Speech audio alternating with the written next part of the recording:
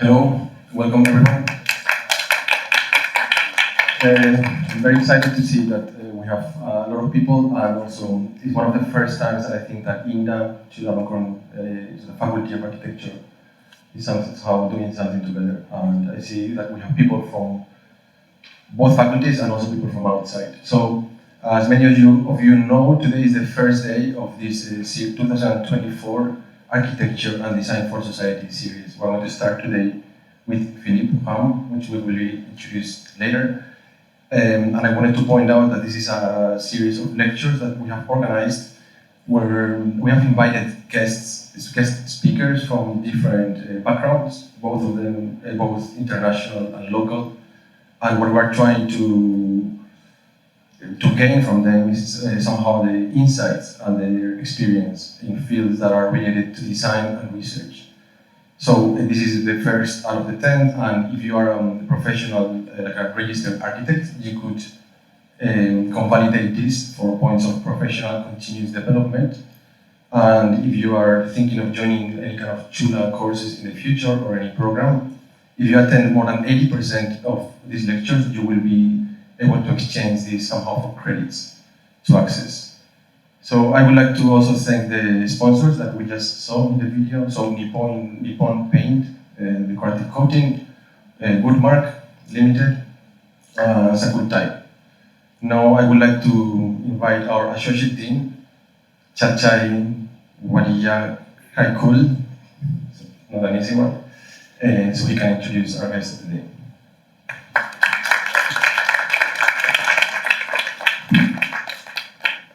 Good evening, everyone.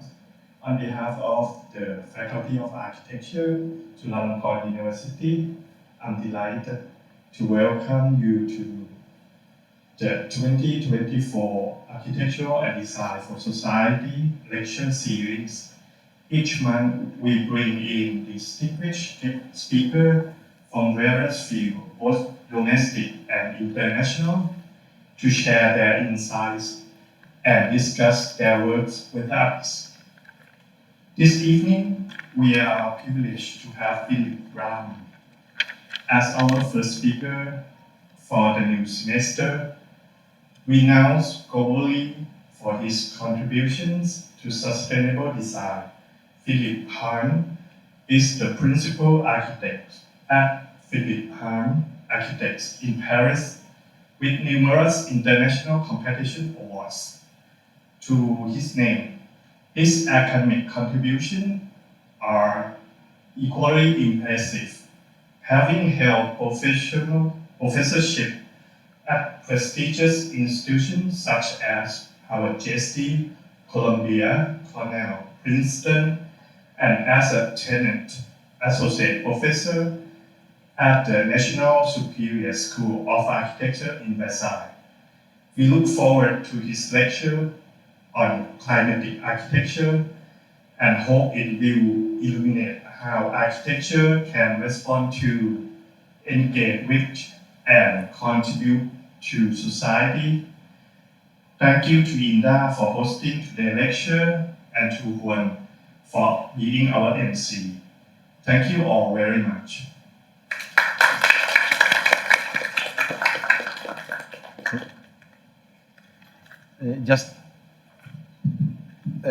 Just to extend a little bit the introduction, I would like to point out that, that the way that Philippe Rahm architecture is approached is usually from a somehow comfort, climatology. In his plans, you can see Celsius degrees, you can see humidity. So the reason why we find it very interesting is because it's a completely different approach. And let's say the top person in this genre, and many of his ideas are reflected on his book, Meteorological Architecture, apart from others like constructed atmospheres, environments, or form follows climate. So our associate dean has already introduced his great contribution to academia, and many of his work has been shown all around the globe, and he's been lecturing all around the globe. So we are super excited to hear what he has to share with us. So please, Philippe Rahm.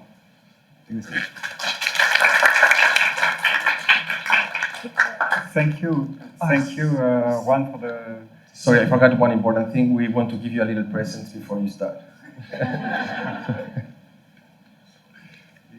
Thank you very much. Thank you.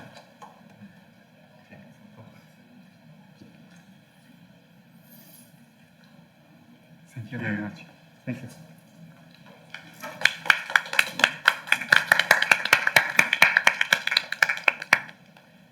So thank you very much for being here.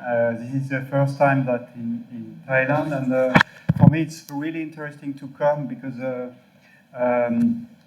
I am the next curator for the Biennale in Versailles. There is an architecture and landscape architecture Biennale in Versailles, next to Paris. And for this Biennale in 2025, what we want to show and to discuss is about the transformation of the architecture of the, we can say the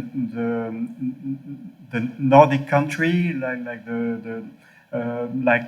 Paris or Boston, this type of Nordic city, because of the global warming. In Paris, for example, in France, the climate will be heated at 4 degrees Celsius more than today. So it means that in 2100, it will become super hot during the year, super hot during the summer. So the heat wave will be not only one day like it is today, but during 20 days, and it will be very dry. And during the winter, it will be big rain, like a tropical rain. So it means that the climate in Paris will be absolutely no more the one what we know from the 20th century, but it will be quite similar maybe to the north of Africa, or maybe what we can find also in Thailand, depending of the season. So, so for this Biennale, we want to look to the south for solution, because in reality, the new culture of Paris will be to search in the south culture. So this is quite interesting for me to be there. And I hope we can have a collaboration with your school for doing some research and work together for this Biennale. It will be exhibited, so it will open the 16th of May 2025 in Versailles. So today I would like to present my work, and I will do that with presenting some very old project, because on my, I'm presenting myself like from the physiological architecture to meteorological architecture, but I wanted to just show and to explain what it is physiological architecture and climatic architecture. So it's why I'm coming back to this book, and the Venice Biennale. We were representing in 2002 Switzerland for the Venice Biennale with in the pavilion, and we. At that moment, we have also this book, and what we were focusing at that time was about the materiality of the space, because at the end of the 20th century, the computer screen and the mobile phone start to arrive, and so it means that there is a new type of window, new type of light that were coming from the technological device. And a lot of architects at that time was trying to understand the new form coming from the software of this computer, but we were more interested into the spectrum of the wavelengths coming from the light of this computer.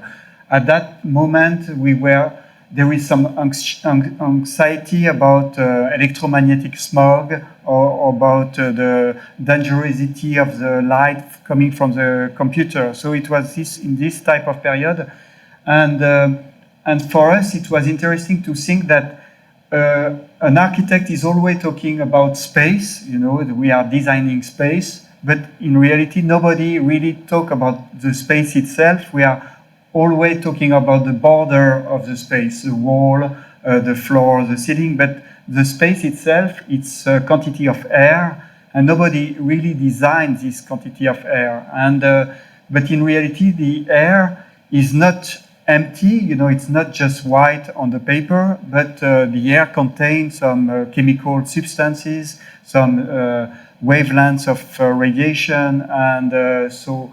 And it was challenged at the end of the 20th century with this new technology, And we start to say, okay, as an architect, is it possible to design also the void itself, not only the border, the black line on the plan, on the paper, but also the void itself.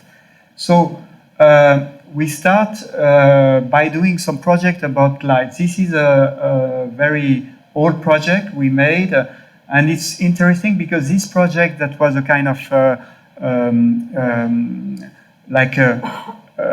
like a futurist project became in reality the night shift program of on the iPhone. You know, when you have your iPhone, you can block the blue light during the night, you know, to sleep better. And this was a kind of prototype of that by creating something that was based on the variation of the melatonin. Melatonin is an hormone that is secreted during the night, and during the day there is no melatonin. So when you have a lot of melatonin, this hormone inside the blood, you are sleeping, and when you have no melatonin, you are awake.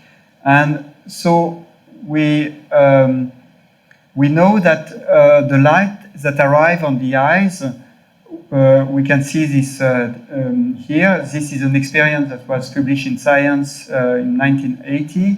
It shows that this is the night, and when you turn on the light, so the level of melatonin decrease, and so it means that there is a relation between this secretion and the sleep and awake cycle with the light.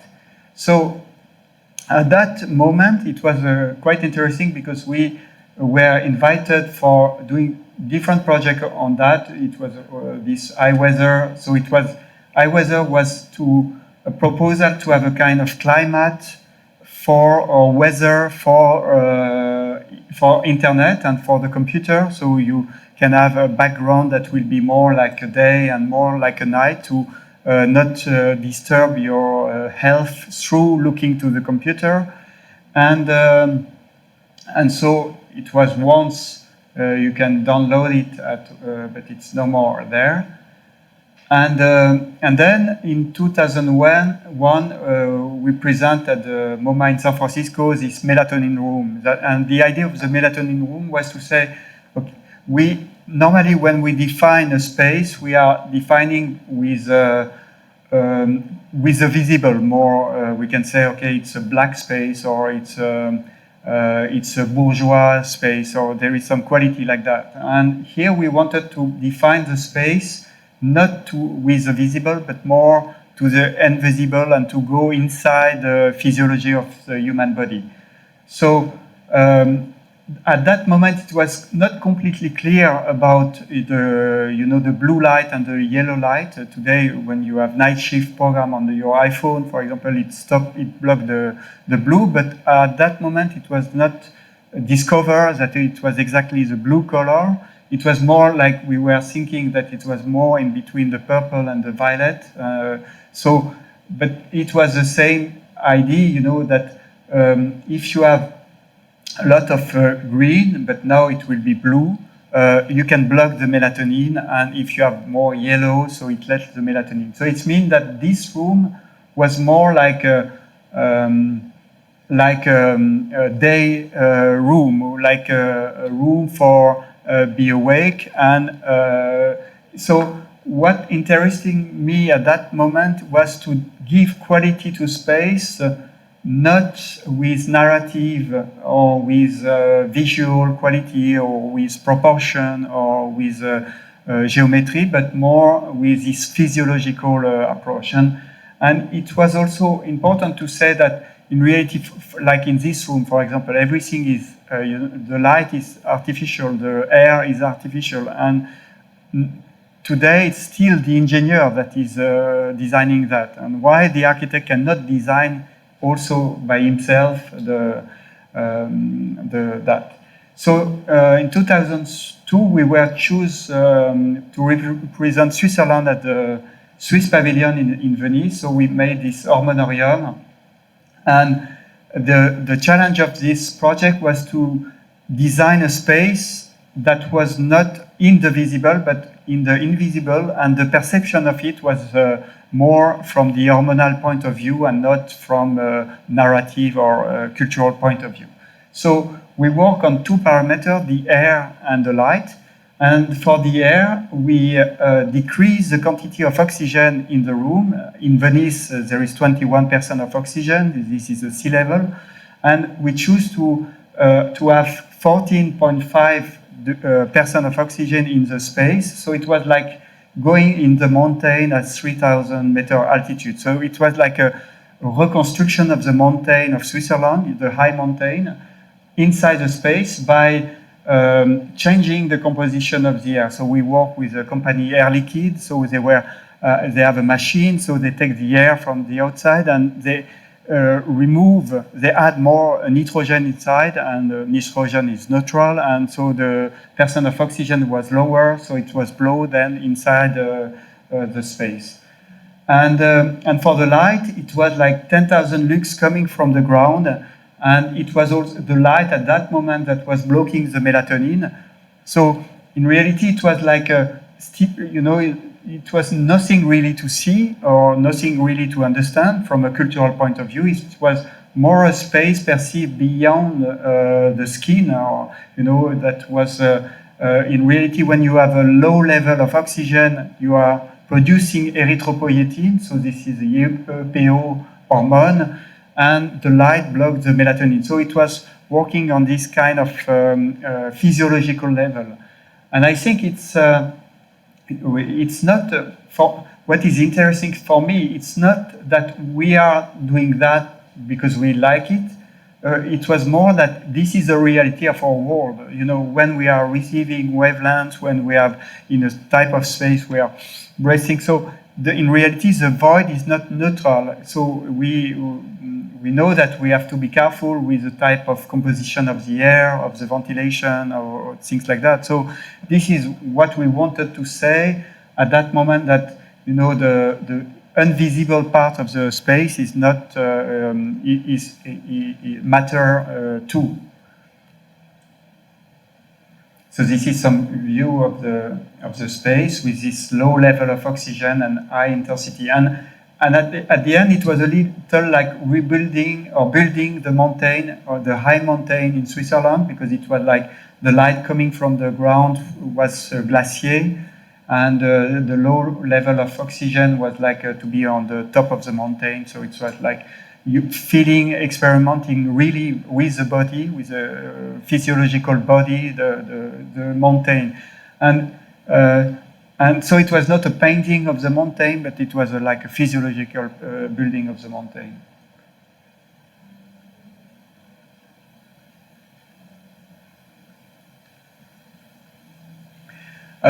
Then there is some other project. This one was like a little the reverse of the hormonarium, so it was more like a sleeping room presented at the Centre Pompidou in Paris.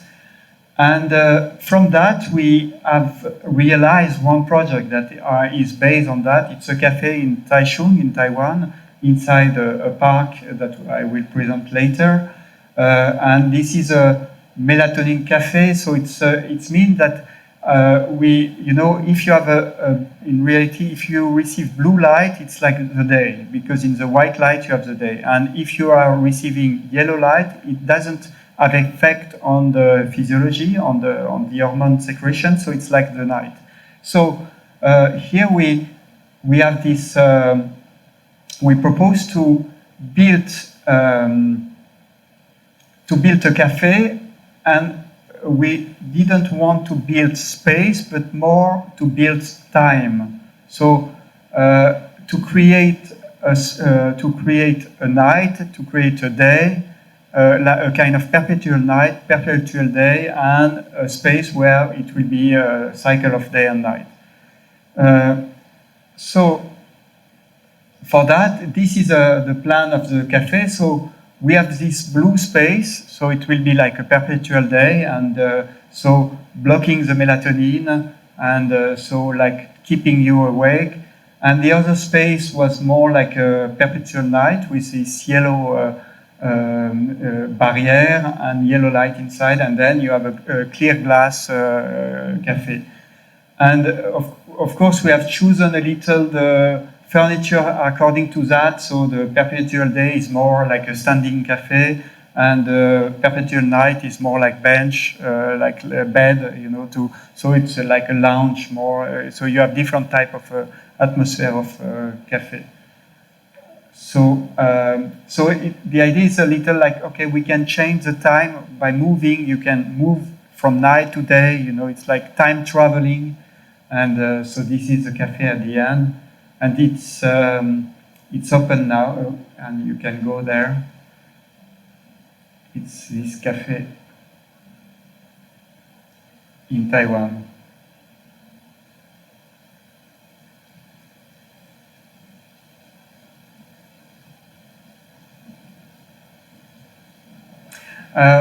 So this is this part of physiology of the work, and now I move to what I'm doing today. It's more like a climatic architecture. Climatic architecture is so it starts in reality. With we were invited in 2008 at the Venice Biennale in the International Pavilion, and for that it was a moment when I start to connect the question of the physiology of the space, the quality of the air, the light, because if you study the space as matter, as material, you know, it's light, it's oxygen, nitrogen, but it's also temperature, humidity, ventilation. So in reality, I became a little specialist of this type of things, and then it's connect to sustainability, because sustainability was about to have thermal insulation, to manage air ventilation, to reduce the quantity of new air that you are introducing, to talk about vapor barrier and things like that. So, around 2005, you know, there is a connection between this research about physiology to sustainability, and the first project I made was.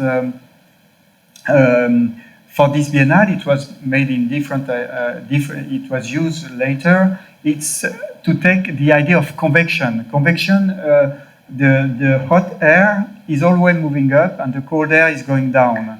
And so I will show a project just after that is really talking about that. But it means that placing some radiator or air conditioning machine in different area of the space, you can start to create some shape inside the invisible. For example, if you have the machine of air conditioning and you place it here and a radiator here, or if you place a radiator that is very hot, another that is a little more cold, so you can start to shape the air of the space itself.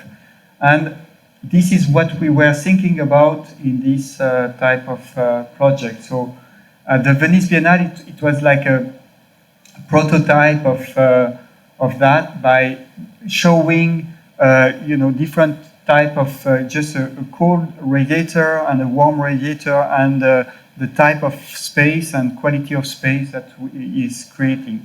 And also it was at the same moment we also produce still in this idea of physiology, so we also think about this the food. So it was interesting, for example, that the chili is when you eat chili, you burn, and it takes the same ionic channel that give the question of heat inside the body. And the mint at the opposite, when you have a mint candy, you feel it cold because it took the same ionic channel of that. So it was interesting to talk about heat from a digestible point of view and from a climatic point of view.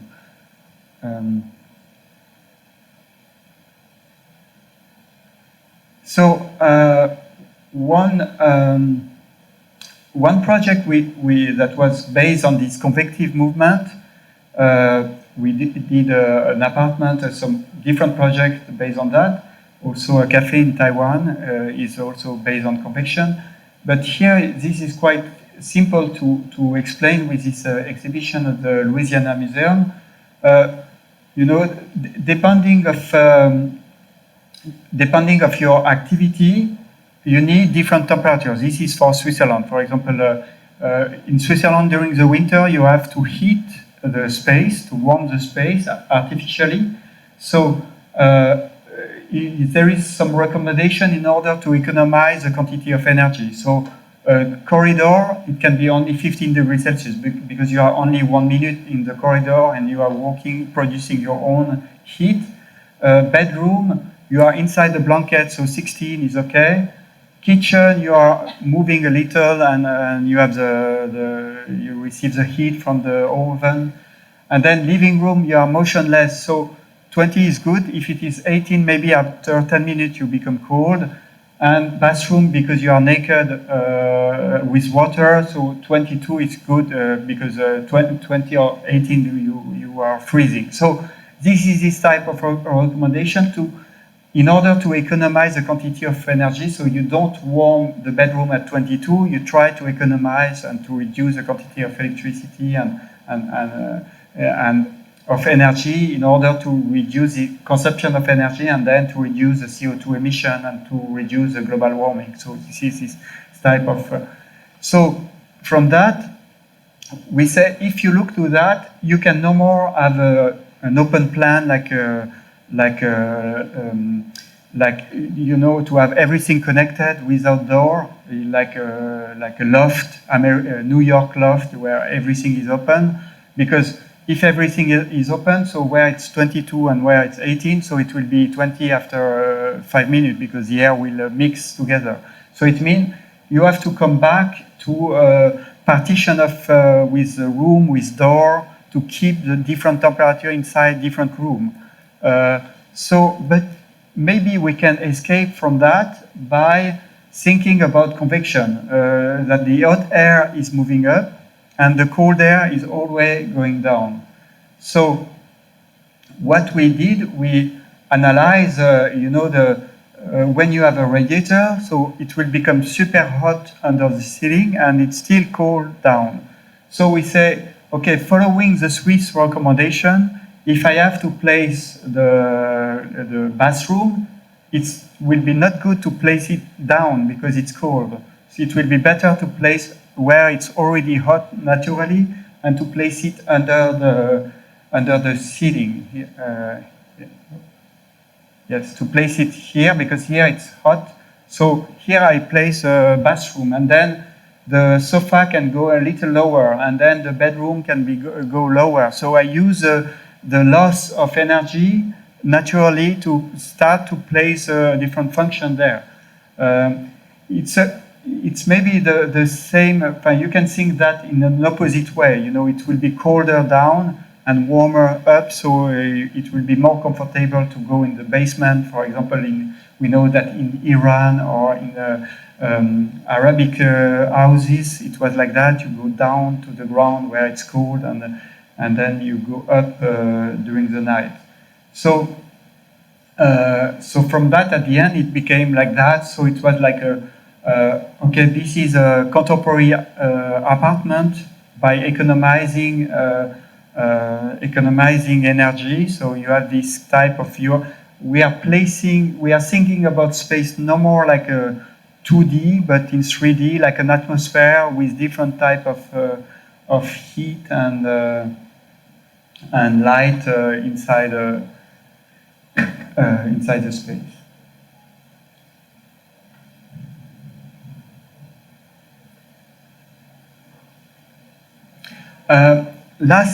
In November 2023, I have published this book with ACTA in Barcelona, in Spain, and I will just show some chapter of this book that are in reality some project to explain a little what is climatic architecture. Now, after the physiological architecture, I think the question of the climatic architecture is what I'm doing now.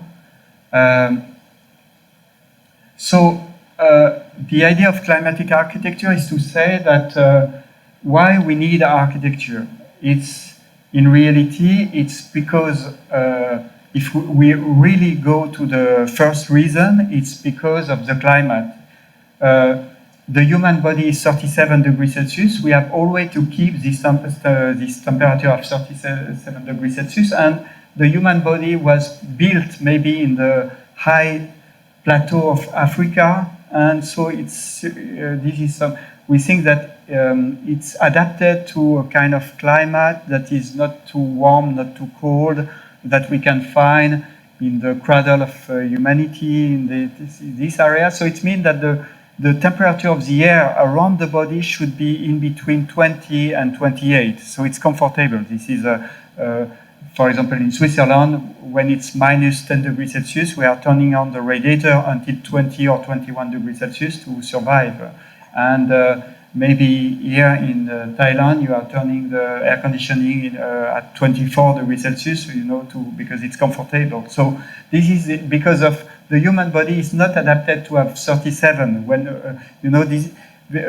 In between, you are from 20 degrees Celsius to 28 degrees Celsius is comfortable. Then it's become too hot, so you have what we call thermolysis. So you start to sweat and to have a different to extend the vein on the from the skin to exchange more, to have more exchange with the air. And when it's too cold, you have the thermogenesis, so it means you start to shiver to produce heat and things like that. So, this idea of creating an environment for the human body that is okay for the physiology of the human body, this is in reality the cause of architecture, because when it's too cold, you need to create a shelter. When there is too much rain, there is snow. So, and this idea you can find in some treaties, in European treaties, like from Vitruvius or Alberti. They are always explaining architecture like that. Or you can find that also in the Bible. For example, in the Bible, you have Adam and Eve in the Christian Bible. They are living in the perfect climate, so it should be 25 degrees Celsius every time. And then when they are fired from the paradise, they arrive on the earth where it's too hot or too cold, and they can no more survive naked. They need to have clothes on them, and to build a shelter, because the natural climate is not more adapted to them.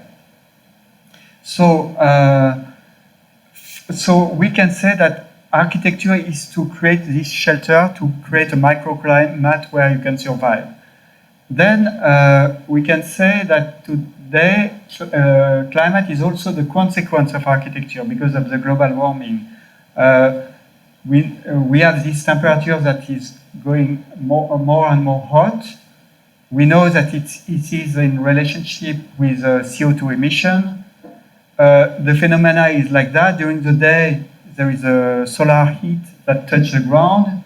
And during the night, it goes out, it's transformed into infrared, and the Earth emits infrared to the universe back, so it's cool the Earth during the night.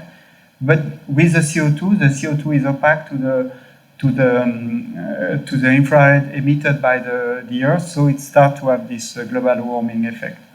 And then if we look where are the emissions of CO2, we see that 39% are coming from the building. So it means that architects are responsible of global warming for a very large part. So now we find ourselves like in between. The cause of the architecture is to create shelter, a microclimate for the human body. The consequence is climatic. So why the tools for doing architecture is only geometry or metaphor or analogy? So why we cannot use climate as a means for designing architecture? And so the idea of climatic architecture is that to say, okay, maybe I will no more use symmetry for composing my plan, but I will use convection, or I will no more use a metaphor, but I will use effusivity. So I can show some different projects based on that. Maybe the first one is about effusivity. Effusivity, this is the capacity of a material, it's a physical property of material when you to exchange heat or energy between two solids when they are in contact. So when you have a material with high effusivity, you feel it cold. If it is 21, for example, you touch marble or you touch steel and you feel it cold. If you touch wool, you feel warm because the wool have a low effusivity value, so there is no exchange of that. Based on this idea, we did a competition. We won a competition for the Maison de la Radio in Paris. So this is this big building from the 60s, and the competition was about this, to transform that into a public space with a cafe and a theater and a bookstore and exhibition, things like that. And so we took the plan of this space, and we start to imagine where to place the cafe in this space. And then for the cafe, we understand that for the winter, it will be good to be next to the window and to have sunlight because you are looking for heat. And during the summer, when it's hot, you are looking for shadow, so far from the window. And so what we did, we did a solar analysis of the site. So where it's red, there is a lot of light, and during the day, and this is like a daylight map. So here in the red and yellow there is a lot of light, and where it's blue there is no light. So we say maybe the cafe could be like a gradation of space. So it means that it will be not only one location, but it will be a gradation from the summer to the winter, and we can find some different location according to the moment of the day.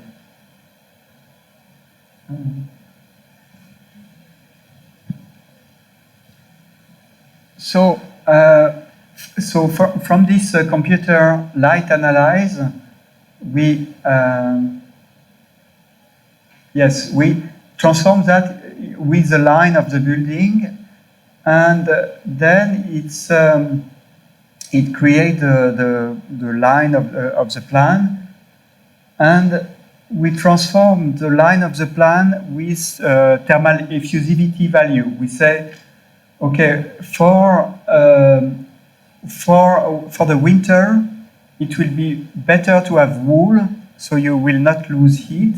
And for the summer, it will be better to have marble, so you can lose heat by touching the marble. So we base the choice of the material on thermal effusivity. So this is the gradation of the different material we can find from metal, high effusivity material to low effusivity material. And this will be good for the winter, this will be good for the summer, and we place this material. And it was interesting to look in the history, because if you read Viollet-le-Duc or the translation of Vitruvius by Claude Perrault, they are talking about the marble in the church in Italy. They talk about the cold marble. You know, the choice of the marble for the postmodern generation, it's a metaphor of richness or of prestige. It's like a bank, or like you have marble, so you are a rich guy, so you have marble. But if you look in the history, they are talking not about richness of the marble, but more about the coolness of the marble. So because the marble, you touch it, you can cool it, and so there is a cooling effect both for the human by touching the marble, but also by the air, because there is a more a fast exchange of energy between the coldness of the ground and the air up. So, and of course, at the opposite, if you go in Paris or in Switzerland, you know, of course, you don't have marble floor. You have a wool floor because you want to keep the energy on you. So for this project, we create this gradation of different material, and this is made like that. So we have this variation from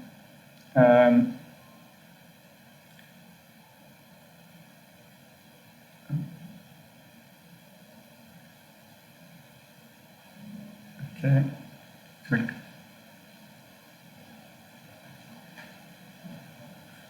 I think it's, yeah. Now it's working. Okay, so there is this gradation from wool for the winter, and then it go to wood, and then it go to rubber, and so it's low material, low effusivity material to high effusivity material like that, and you arrive to the end. So this is like the summer space with cooling material, and also we choose to have this frame chair to let the wind going through, so it can cool also by convection. Now I want to present another project based on convection. So convection, this is what I have explained before. The hot air will go up and the cold air go down. And this is also interesting to look to some historical building, for example, the Villa Rotonda, and a lot of Italian before air conditioning building were made for cooling by convection. So you have the Rotonda in the middle, and this Rotonda was in reality, they take the air from the outside. It's cool in the underground by geothermal cooling, and then it go up by a stone with hole, and the hot air go up, and it's open at the top because the hot air is always more light, so it gives the possibility to evacuate. It's like in Thailand, you have this ventilation grid just under the ceiling to let the air there, because the hot air is at the top of the room and not at the bottom, so you have this kind of opening at the top to let that. And this is something that we forget a little, because we for my generation, we never heard about. There is just a block. Yes, thank you. So it came from that. You have the Pantheon in Rome, and you have a hole, and the hole is to let the warm air going out, to keep cold the space. And this is quite strange, because I think with air conditioning, the generation that were living with air conditioning, nobody talk about that. They talk only about the spirituality of the light or the beauty of the light, but maybe because we have air conditioning, we forget that the whole was to let the hot air out of the building. And this is the stone in the room of Palladio, where the cold air arrived on the ground. So it's this type of idea. We use it for a competition we did in Lausanne, in Switzerland.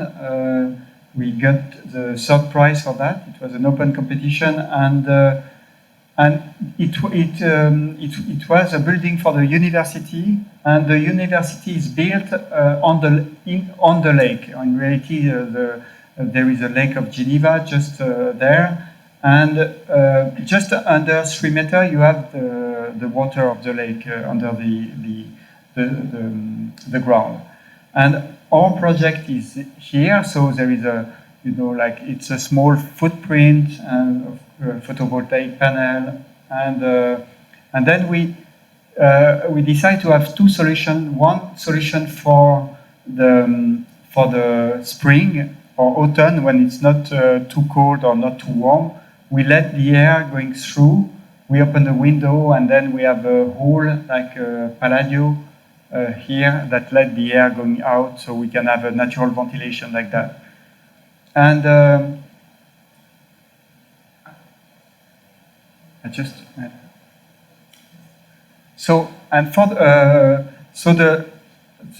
then inside the building, in reality, we create something in between two poles, one cold pole that became like we call that the frigidarium, or like it can be a cold public space, and then we have a warm public space at the top. So this one will be good for the winter, this one will be good for the summer. And what we did, we used the stone of Palladio, you know, as a big part of the central part of the building, so the air can move through the hole, and so it means that there is no more duct inside. You know, the older building become the duct of the incoming of air. Yes. So we can see the hole inside the floor, and so the incoming air of the ventilation is coming like that, from that. And so the idea was,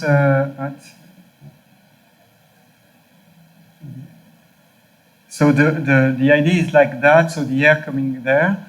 And what we did, in reality, during the winter, we create a grotto at the basement of the space, and during the winter we close it, and during the summer we open the underground water so it can flood the underground of the building, and then the air can come back. I think I will go there.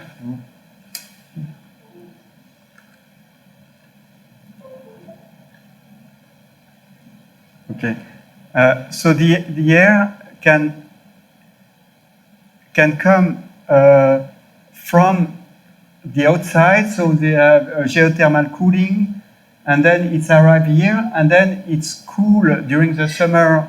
It's cool in the water, so it becomes like a nargile or water pipe, and then the air go up and it suck on the periphery of the building. So this is like this. And so I like this kind of grotto, this underground cave. We will see that there. So this is all the plan. And this idea of to have underground grotto is something that we can find in the before air conditioning system. For example, this is for Marie Antoinette, the Queen. This is a milk house for Marie Antoinette. So it was a space where she can keep the milk cold and drink milk. This is quite a strange program, but it's very beautiful, and also all the furniture was designed for that. And for cooling, it was like cooling by evaporation. You have a fountain, so the change of liquid to gas take energy and cool the air, and then you have the Palladio system or the Panthéon system to let the hot air going out, and of course no window also for that.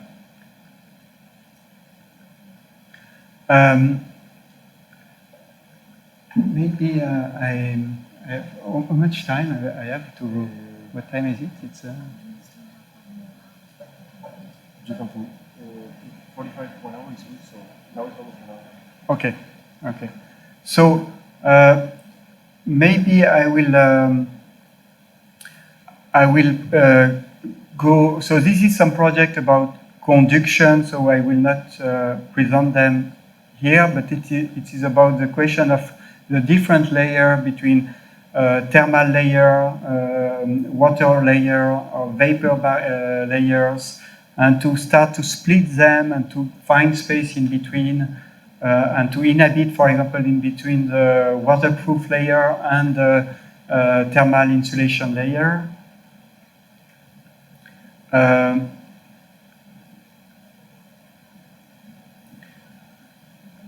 And maybe I will finish by presenting like two projects based on radiation.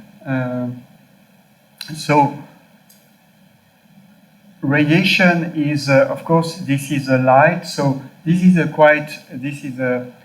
quite normal project in a certain way.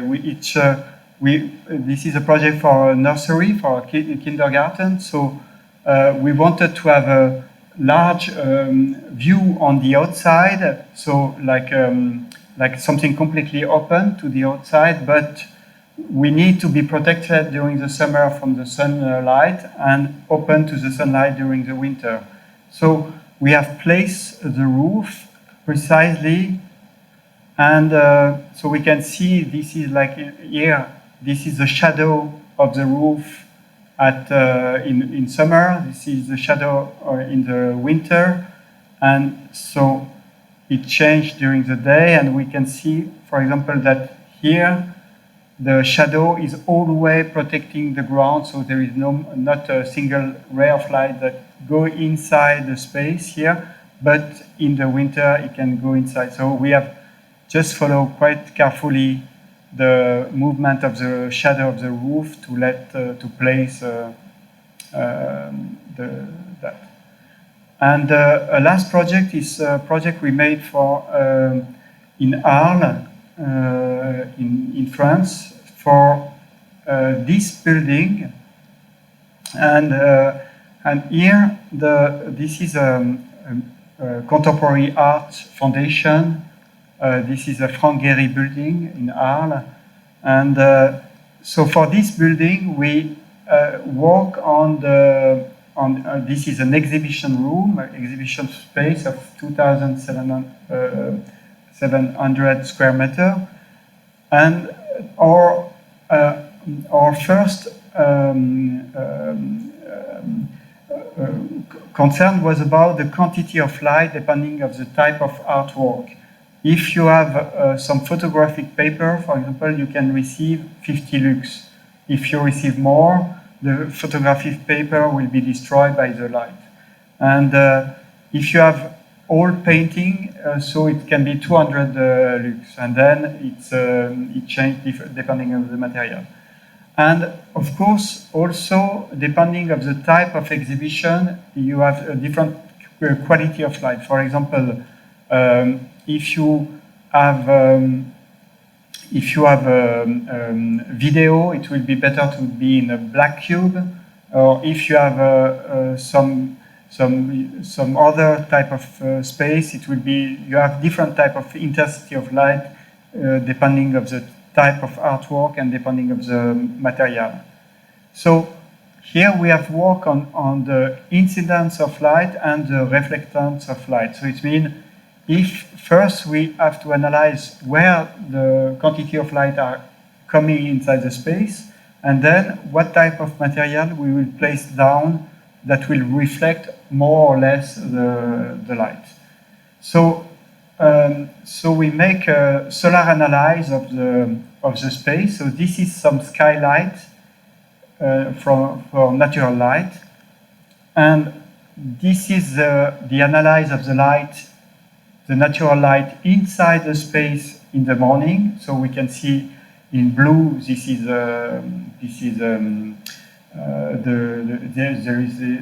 the shadow of the wall here. So we have less light, and in red a little more. And then at noon we have more light here, and then in the afternoon we have less light inside. So we combine all together, and so this is the average during the day of the light coming inside this space.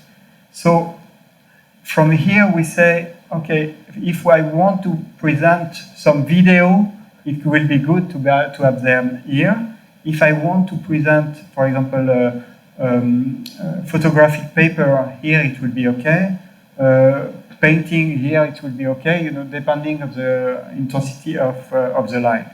So we transform the space into line. So it's, we say here it's lighter, bright, darker, black.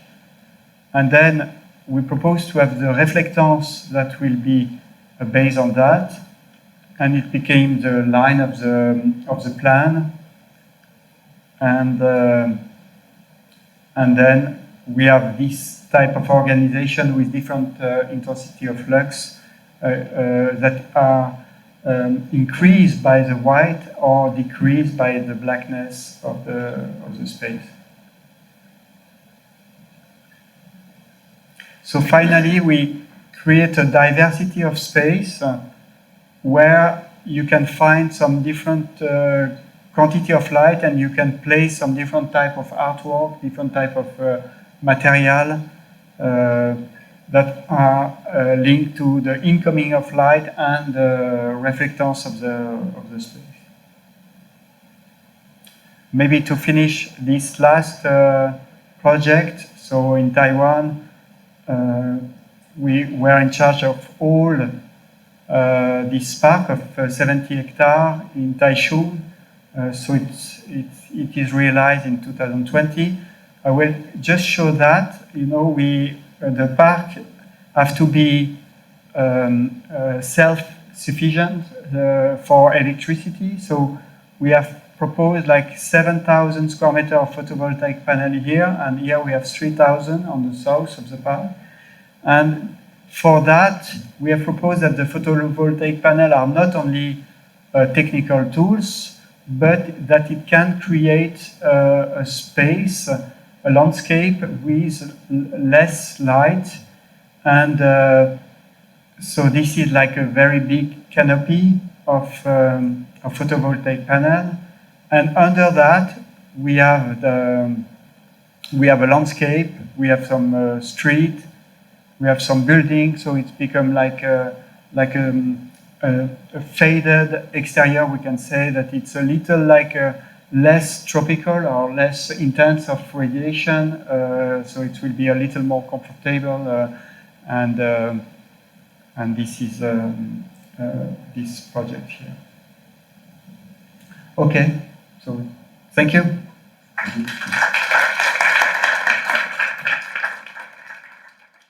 Thank you very much for your presentation.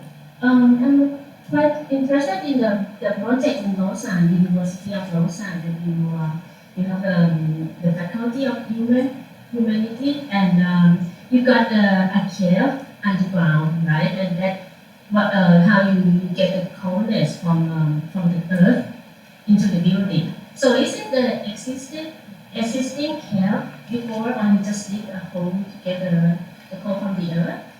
Is it first to do the hole? Yeah. It's in Switzerland the use of geothermal or geothermy is quite popular, and today they are doing a lot of to find heat by geothermy. So this and also this is the use of the puits canadien. So it's like geothermal well. So you take the air and then it go in pipe and then it go in. So this is something also that is quite popular in Switzerland, and so to make a hole in the ground. What was surprising is at the beginning we were working on this geothermal cooling, but we didn't think that 3 meter low that the water was 3 meter underground. So. We discovered that, okay, if we dig 6 meters, so we can have a room that can be flooded. And this was the idea to, by open that, you can let the water going in, and then the air will arrive in the water, and like bubble, like a water pipe, it will cool the space. Yes. Yeah. What I know that in Switzerland we use a lot of heat pump that exchange heat from the lake or from the earth. But I don't know that you use this for like the air from the cave, right? So Yes. Then dig the new hole for that. Yeah, in Switzerland, often you divide the system for heating or cooling. So with heat pump, for example, or now, so it means that after that you have cold water or hot water in the ground or on the ceiling. And so this is one task, and then the other task is to change the air. So what I'm showing here is the air ventilation. So so I'm not talking about the radiator. This is just air renewal. So this is and the idea of the geothermal well for the air is not to bring minus 10 degrees Celsius air during the winter or 40 degrees Celsius air during the summer, but first to cool in the underground, and then so it means you will need less radiator or less air conditioning for reaching the good temperature inside. And how you plan to cover it during the winter? Oh, How you plan to cover so the idea was to during the summer we open. So the water will naturally go inside, and then during the winter we close it. So we remove the water and we have a dry grotto. So this is this is how we manage during the summer and the winter. But we didn't cover it. We let the air going up like that, and the idea was also to say that this underground space can become also a public space, like you go in the greenhouse. We have a greenhouse at the top of the building, so it will be good for the winter.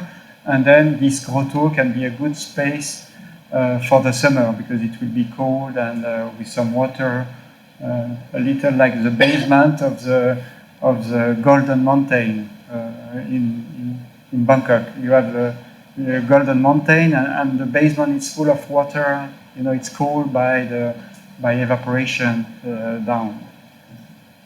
Thank you.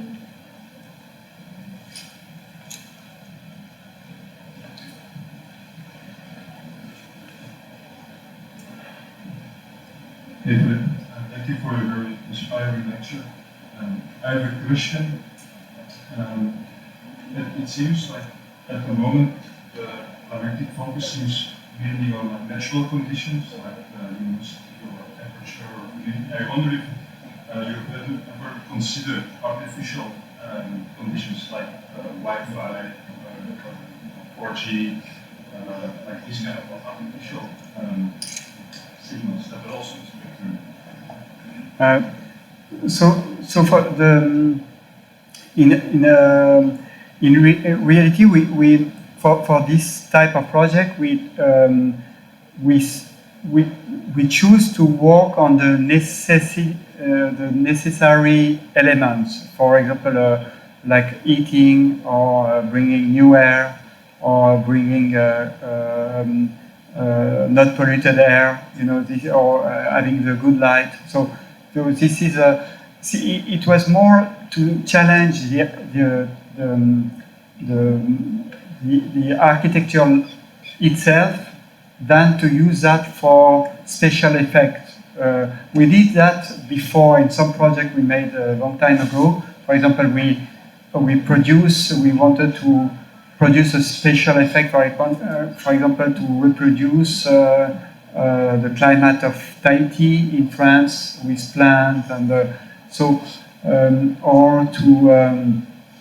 or a little the cafe in Taiwan with this yellow and blue light. You know, it's quite artificial in a certain way. But the idea was more to respond to global warming and to sustainability, not only by technical and engineer solutions, so photovoltaic panel, thermal insulation like that, without challenging them by architecture, but yes, to work on that. So this is why this is maybe more natural element and less artificial element. Thank you.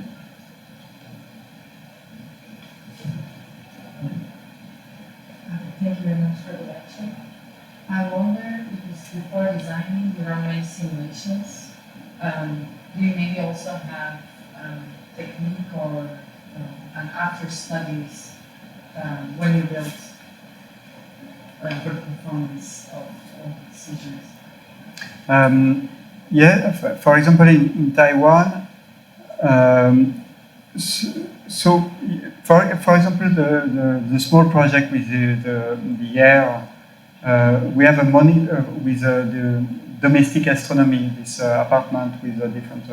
In reality, we have sensor everywhere, and so it was also about the light. You know, the light was turning on when it was too cold, so it was like the old incandescent bubble. So it started to heat the space by being on, and then when it reached 22 degrees Celsius on the sensor, so it stopped, and so the light go down, and so it was creating this kind of astronomy of that. So there is in real time a kind of monitoring of what's happened.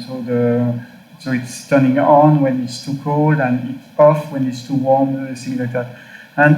And for the project in Taiwan, I didn't show it now, but for the landscape, we have some what we call climatic devices. It was like for blowing air, and for that, the client requests us to show that what we have announced in terms of speed of air and temperature of the air was right at the end. So we made some tests at the end, and it was okay. It was good, but in reality it was not completely our task to do that. We are working with engineer, and it was like the German company Transsolar that was the engineer, the climatic engineer that worked with us, and they were designing the size of the duct, for example, the quantity of duct, the speed of the air in order to. So it was like precise calculation at the end to get the result for that.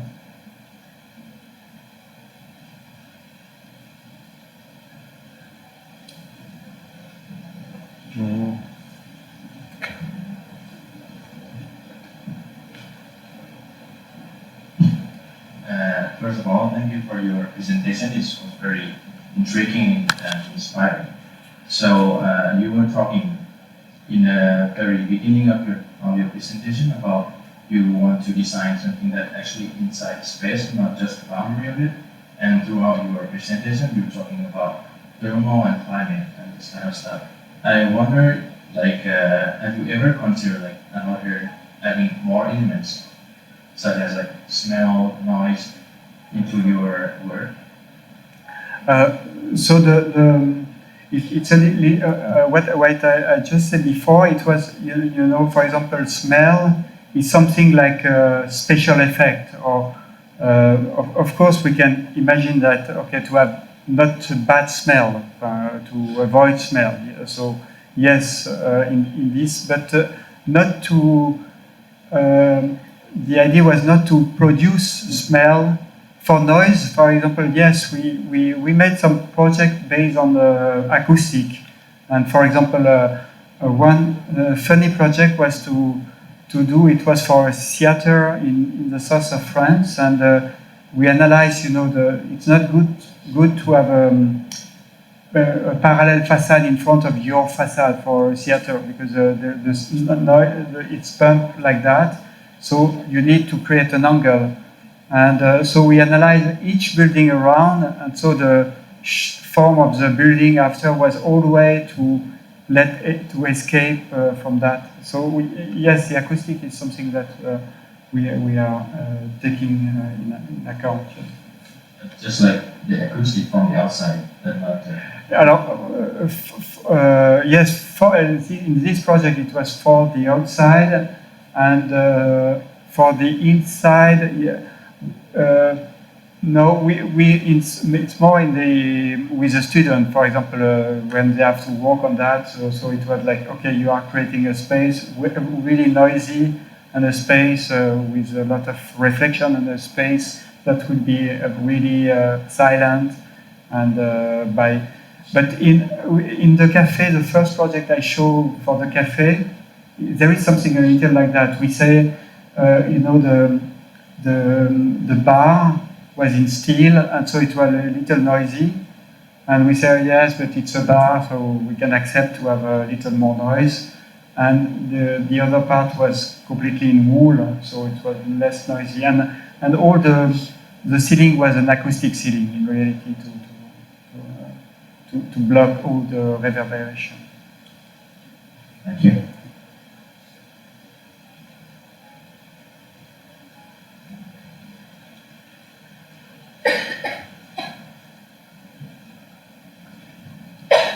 Do we have any other questions? Okay, so then we can maybe close it. Thank you so much. Thank you.